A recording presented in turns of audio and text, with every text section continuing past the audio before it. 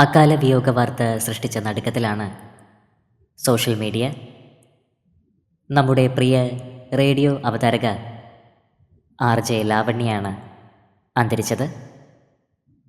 Cancer ബാധിച്ചതിനെ തുടർന്ന് ചികിത്സയിലിരിക്കെയാണ് പ്രിയ അവതാരക അന്തരിച്ചത്. രമ്യ സോമസുന്ദരം എന്നാണ് യഥാർത്ഥ പേര്. 41 വയസ്സിലാണ് അന്ത്യം സംഭവിച്ചത്. Club FM, red FM, Saudi ആസ്ഥാനമായ UFM, റേഡിയോ കേരളം എന്നീ സ്ഥാപനങ്ങളിൽ പ്രവർത്തിച്ചിട്ടുണ്ട്.